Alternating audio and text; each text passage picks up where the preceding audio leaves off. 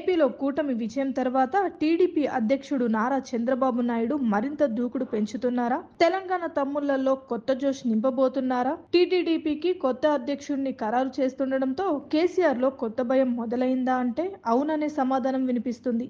తెలంగాణ రాజకీయాలపై చంద్రబాబు ఫోకస్ పెట్టారని, ఇక్కడ కూడా పార్టీని బలోపేతం చేసే దిశగా ఆలోచిస్తున్నారనే వార్తలు వినబడుతున్నాయి.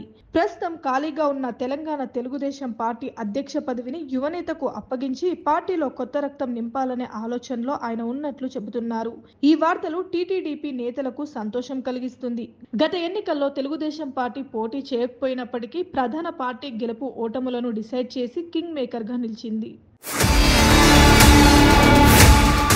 తెలంగాణ ఉద్యమ పార్టీ అయిన టీఆర్ఎస్ బీఆర్ఎస్ గా మారిన తర్వాత పొరుగు రాష్ట్రం ఏపీలో కూడా కొన్ని రోజుల పాటు గులాబీ జెండా రెపరెపలాడింది. కొత్తగా రిక్రూట్ అయిన ఏపీ బీఆర్ఎస్ నేతలు హడావిడి చేశారు. అన్ని అనుకున్నట్లు జరిగితే లోక్సభ ఎన్నికల నాటికి మహారాష్ట్ర, ఏపీలో కూడా తన ప్రభావం చూపాలనుకున్నారు బీఆర్ఎస్ నేతలు. కానీ తెలంగాణ అసెంబ్లీ ఎన్నికల్లో పరాజయం తర్వాత ఆ ఉత్సవం తగ్గిపోయింది. ఏపీలోనే కాదు, మహారాష్ట్రలో కూడా పార్టీ ఖాళీ అయ్యింది. ఆయా రాష్ట్రాల్లో కొత్తగా బీఆర్ఎస్ లో చేరిన నేతలంతా ఎక్కడి వారక్కడ సర్దుకున్నారు. ఈ నేపథ్యంలో ఏపీలో గెలుపు జోస్తో తెలంగాణపై ఫోకస్ పెట్టబోతున్నారు చంద్రబాబు.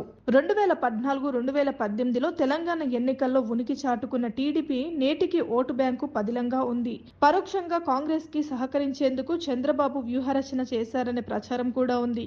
ఇప్పుడు ఏపీలో ఫుల్ మెజారిటీ వచ్చేసరికి చంద్రబాబు తెలంగాణపై దృష్టి సారించారని అంటున్నారు. బీఆర్ఎస్ స్థానాన్ని భర్తీ చేసేందుకు బాబు వస్తున్నారంటూ మరికొందరు మరింత ఎక్కువ అంచనాలు వేసి ప్రచారం చేస్తున్నారు. వీటిలో ఏది నిజమవుతుంది, ఎంత నిజమవుతుందనేది మరికొన్ని రోజుల్లో చూడాల్సిందే.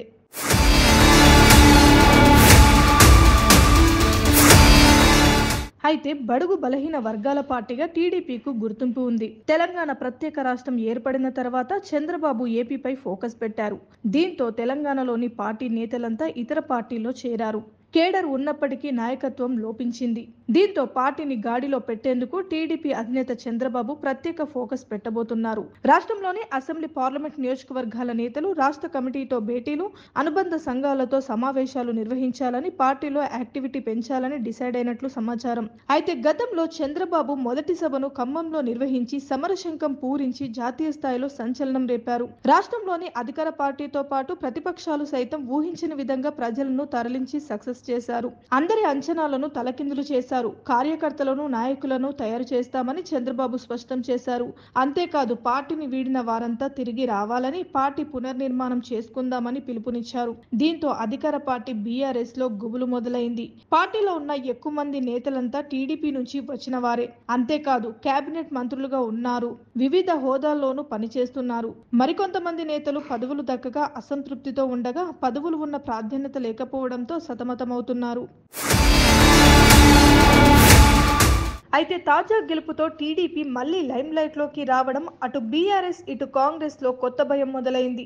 హైదరాబాద్ లో టీడీపీ ఓటు బ్యాంకు బలంగా ఉండటమే అందుకు కారణం. అయితే టీడీపీ ఎందరో నాయకులను తయారు చేసింది. కేసీఆర్ తో సహా ఎంతో మందికి రాజకీయ అవకాశం కల్పించింది.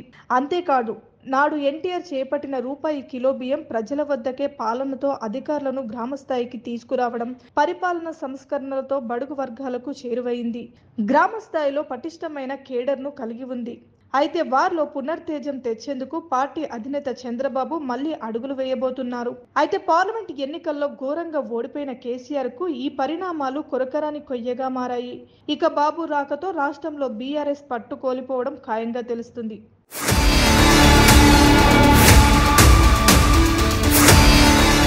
కాగా ఖమ్మం, నల్గొండ, నిజామాబాద్, మహబూబ్ నగర్, హైదరాబాద్ లో ఇప్పటికే టీడీపీ కేడర్ పటిష్టంగా ఉంది. సుమారు 30 నియోజకవర్గాల్లో టీడీపీ ప్రభావం ఎక్కువగా ఉంది. మిగిలిన ఉమ్మడి జిల్లాలోని పలు నియోజకవర్గాలలో టీడీపీకి కేడర్ ఉంది.